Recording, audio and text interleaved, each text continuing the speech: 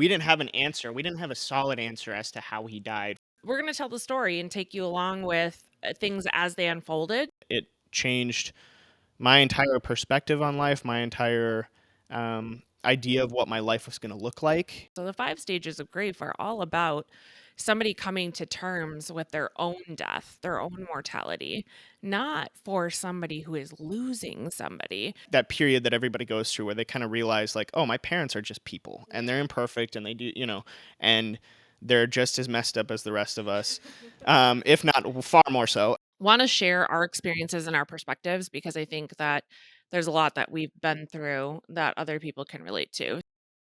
Hey, how's it going? It's going.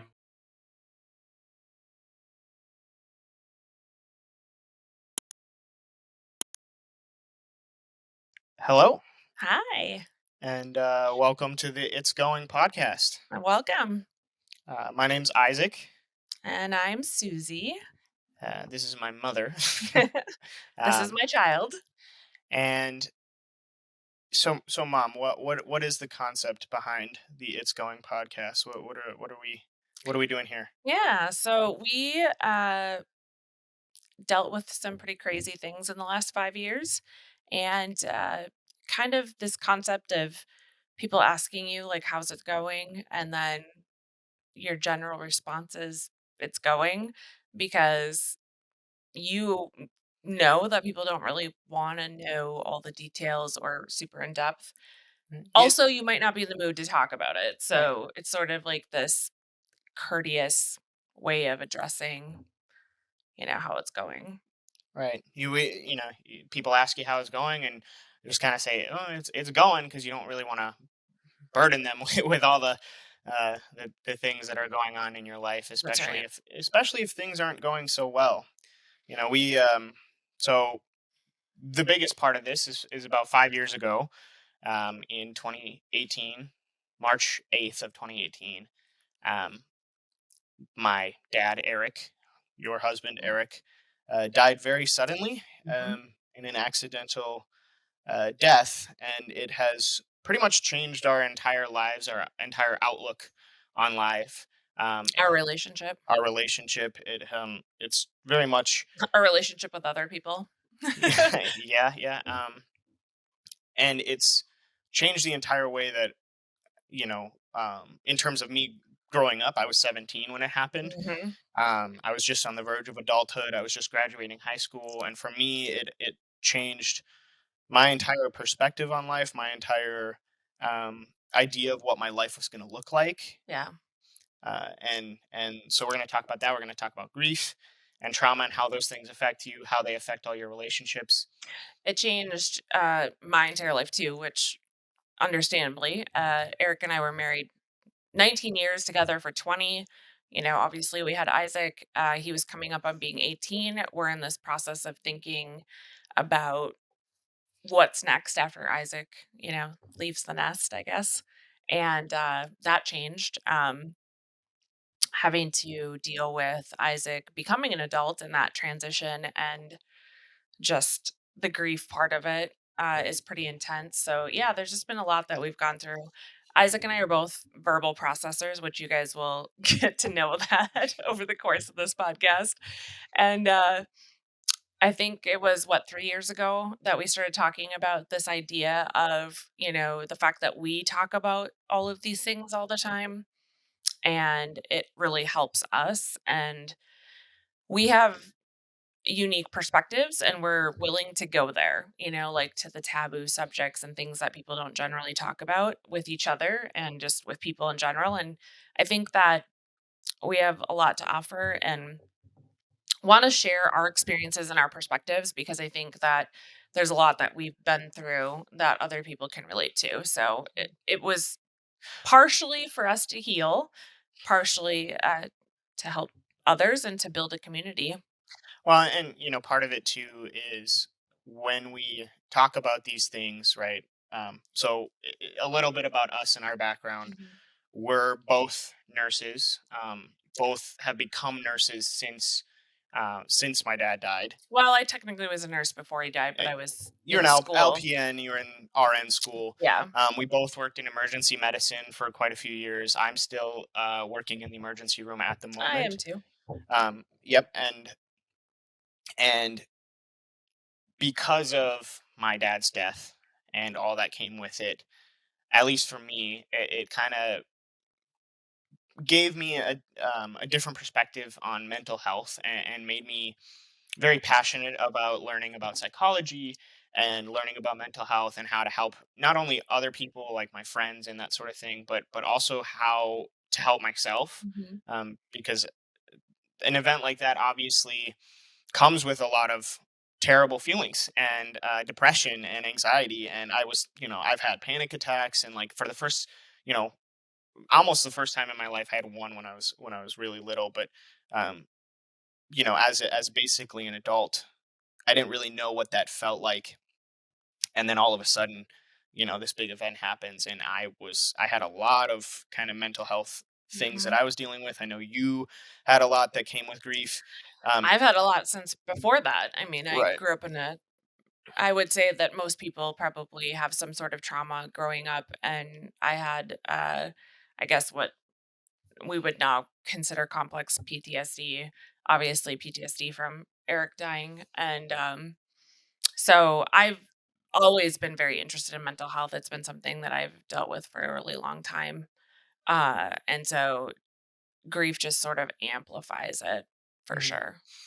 And there's a lot of stigmas that come with grief and with trauma and with death. And then there's also a lot of um, misunderstandings about how those feelings work and how people deal with them. And so even if you've never, so part of the goal with this, in relaying our experience and talking about our story, is helping other people who maybe are going through something similar to kind of understand, um, what to expect, and that it's okay to not be okay. But it's That's also helped us. right, but it's also to help, to help those who have never been through something like this. Maybe you have a friend or a family member who's Mhm. dealing with something, like a death, or is going through a really hard time. Sometimes it's really difficult to know what to say or what kinds of things help. And And the things that you sometimes think are the right things to say are not helpful. right, right. Well, and also, um you know, both of us have experienced losing friends through this whole endeavor. Yes, we have. Like my dad died, and I think for a lot of my friends, they didn't know how to deal with me. Mhm. They didn't know uh, how to interact with me anymore, because they felt like they were maybe walking on eggshells, or didn't want to get into the seriousness of what happened, or I think they it was just a didn't little know bit of how a to. reality check Yeah, too. yeah. People just don't always know how to interact with you, and that can add a whole nother layer of grief onto things, because you're Mhm. not only losing your loved one in death or whatever, but you're also, your relationships with other people start to change. Yeah. And even, some of the other things we're going to talk about too is how our relationship changed, because Mhm. I was already on the verge of becoming an adult. I was already on the verge of, graduating high school, Mhm. and I was in EMT school at the time, and I was, becoming a lot more independent, doing my own thing. Mhm. And so you guys were preparing for kind of an empty nest. I'm an only child, by the way. Yeah.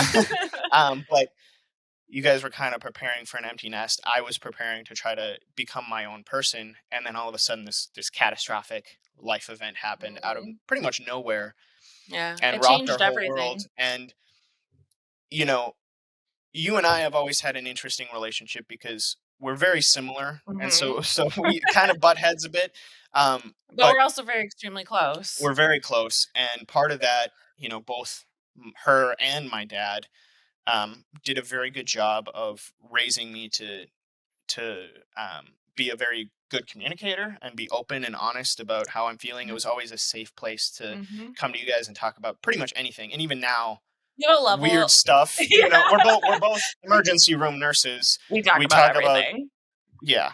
Um, Well, and also I think that, like, we focused on, like, emotional intelligence, like, it was a lot more about how to navigate the world versus academics and how book smart you were, Right, right, which was good when all of this went down. right. And so, you know, even though we have that relationship and we've been very close and we're good communicators with each other, Still friction. especially going through an event like we did, Yeah. there's still a lot of even now sometimes Well, we're still there's just navigating. Like right. I just moved across the country and we're navigating not seeing each other regularly and just continuing to deal with and evolve as things go. So, And so part of this podcast too is kind of diving into, healthy communication habits, mhm. and how even if you're experiencing friction with somebody you care about, you still can we're going to talk about very heavy things, Yeah. and there's going to be a lot of emotion involved, I'm sure, but um We have a good sense of humor though. right, right, but part of that is helping people to learn how to communicate effectively even when it's uncomfortable, Yeah. because and also learning how to not be defensive when somebody's trying to Yeah. communicate with you, Well, and because we had to learn this too because the one thing is because we are so similar, we have verbal processors, we're very intense in the way that we feel about things. I mean, just our normal communication sometimes can be so intense that people actually think we're fighting and we're not. Um, so it can make other people uncomfortable. And that was a difficult thing for us to navigate because Eric, your dad, was the buffer. He Mhm. has a different communication style, a totally different perspective. And he was able to sort of, um, I don't know, like buffer between us two when we were struggling for whatever reason because we're so similar. And to lose that and then also realize that we also are each other's only support systems, like really, because we're both experiencing the same thing, even though it's different. Right. On that point too, right, like he acted as a buffer, but in a way of he was very good at breaking down what both of us were thinking and hmm feeling and explaining it to each other, It and just made it like so much. separating us a little bit, to where instead of butting heads, he would always help us see the other person's perspective a little bit Yeah, better, and so like navigating that without him has been challenging. I think we've done a good job yeah. It's been overall. good for us though, because it Right, requires us to up our communication game. right, right. Now on the same level of that too, we both lost the same person, hmm but our journeys through grief and through that trauma of Been losing that very person different. are completely different. You guys were married for 20 years almost, Yeah, and losing a spouse is very different than losing a parent. But also, losing a parent when you're 17 is very different than losing a parent when they're in their 80s, 90s. yeah, yeah. When somebody gets old, it's kind of, you're already an adult, you're kind of prepared for that kind of loss, even though it still is tremendously terrible. Well, like, you're grieving a lot of the things that I mean, now, this last year has been really difficult for you because you're seeing these things that you miss out on and not having your dad in your adult life, you Right, know? right. Like, on that line of thinking, I've been, especially lately, like you and I have grown Mhm. into more of a friendship than a Mhm. parent-child relationship. As it should be. Right. Um, but and learning about you as an adult human being instead of just my mother Is it is, eye-opening? yeah, yeah. I mean, you're just a person. Right. When you get older, there's kind of that idea, that period that everybody goes through where they kind of realize, like, oh, my parents are just people and they're Yeah. imperfect, and they do, and they're just as messed up as the rest of us, if not far more so. Oh, uh-huh. But I've gotten to know you as more than just my parent, As as a, Suzy. yeah, as Yeah. you. Mhm. And recently I've started to realize that I never really got that chance with Yeah. my dad. And I'm unfortunately, you never will, and I can't fill that in for you, which is Yeah, hard. yeah. Because even you telling me some of the stuff about dad that I never knew as like an adult, um, has changed my perception of him. Like Mhm. me and my dad were extremely Well, close, all and 3 of us were extremely close. We right, were like a unit, like peas in a pod. right, and but like obviously my relationship with my dad was much different than you Yeah, because it's a father absolutely. son Yeah, relationship. absolutely. But we were uh, we did a lot of things together. He taught me how to be a man. He taught me how to do, take care of myself, how to take care of other Yeah. people, how to take care of a household.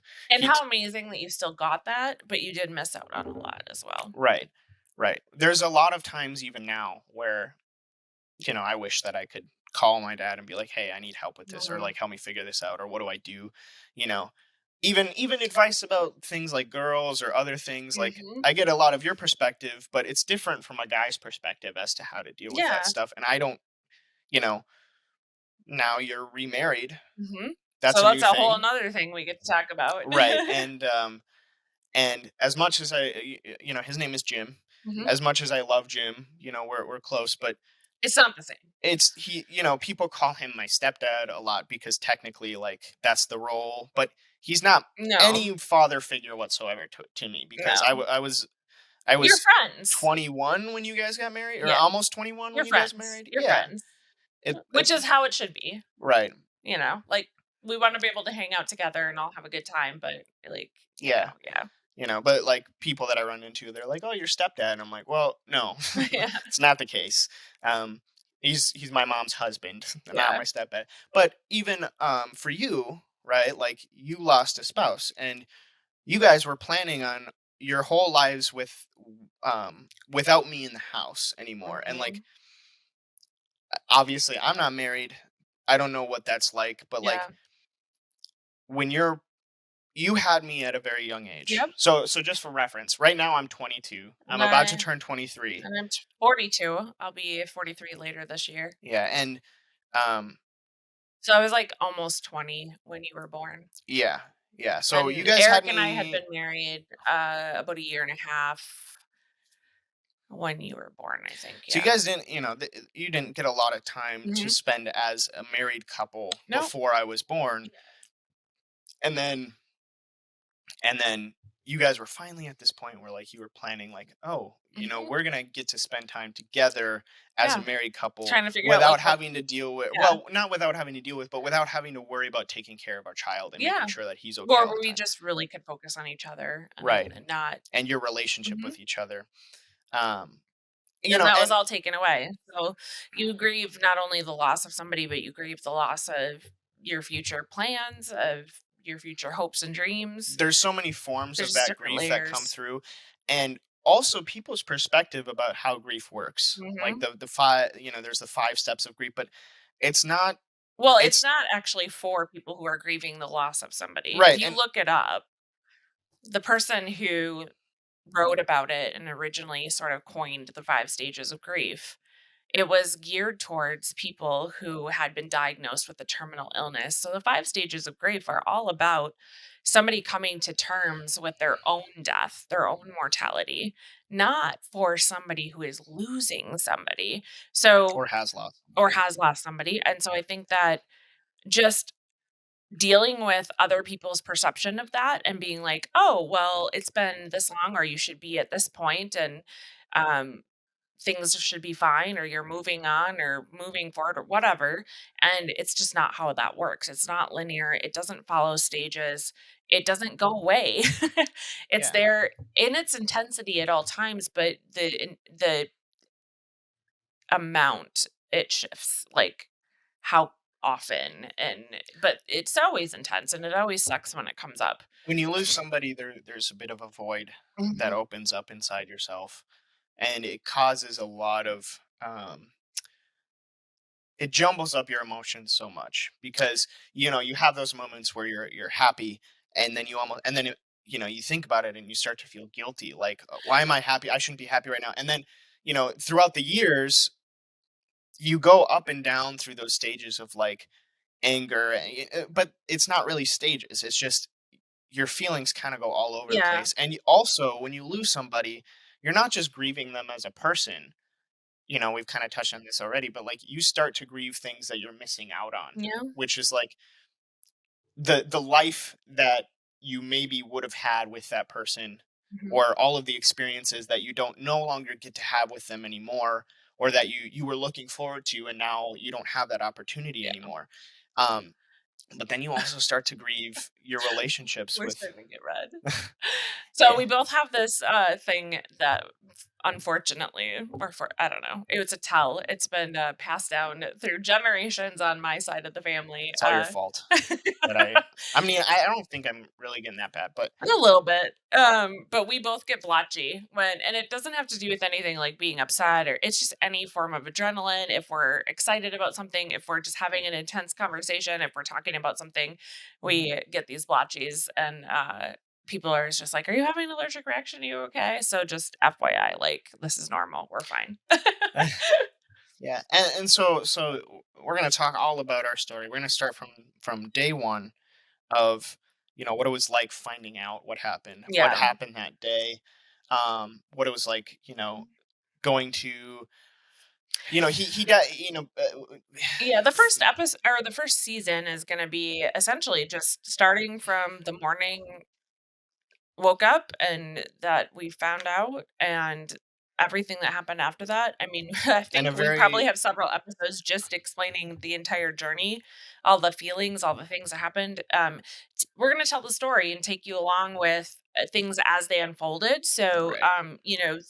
to really explain even the uncertainty that we dealt with, the confusion, the shame, the guilt. I mean, just all sorts of feelings. And going back to the feelings, um, I think like for me, and I guess I don't know if it's the same for you, but there's a lot of duality of emotions. So, like, for example, I'm remarried. Obviously, when I got married, I was incredibly happy. It was a joyous occasion. Had so much fun, but, like, simultaneously, there are also feelings of sadness and missing somebody and wishing that person was there because, like, he was my best friend. I grew up with him. We created a family together, and so it's starting to get comfortable with, like, emotions not being black and white. It's not like you're sad or happy. You're sad and happy at the same time, and, like, I think that as people, we don't generally deal with those types of things at the same time, and so part of the grief process is just starting to figure out how to, like, live with emotions always being both opposite ends of the spectrum. Like, it's never just happy, it's never just sad, it's both, or Yeah, it's never just, this emotion or that emotion. There's usually multiple emotions mixed up in there, and it's a hard adjustment. yeah, and also in terms of like our story, right? With what happened to my dad, how we're gonna tell it. We're gonna, as you said, we're gonna take it kind of one step at a time as it unfolded from our Mhm. perspective. And there's a lot of mystery behind my dad's death as well. There was, so for reference, I mean, he died in a hotel room about an hour and a half away from our house on while he was out for work. And there was a lot of weird things, um, that was found, just in general, that made the whole thing and what happened to him very confusing for us for months and months. Mhm. We didn't have an answer. We didn't have a solid answer as to how he died for how It was long. probably at least 3.5 months. Yeah, yeah, and so because we were waiting on toxicology and autopsy results and like the investigation because he was found alone in a hotel room by himself. So the police have to do an investigation And there, then you get, like, varying reports, and they don't sync up, and then you get people who have, their own like, they opinions. want their 15 minutes of fame, I guess, and they tell stories, and like, there's weird things like Right. that where you're just like, and it's so confusing, and you're trying to figure out what's true. And I think even just for me, I recently just ordered or requested the autopsy, like, and seen photos because even though we'd pretty much, I guess for me, I'd pretty much come to a point where I settled around how I felt and what happened and had my answers. And I mean, and I pulled everything, medical records, and like therapy records, like everything.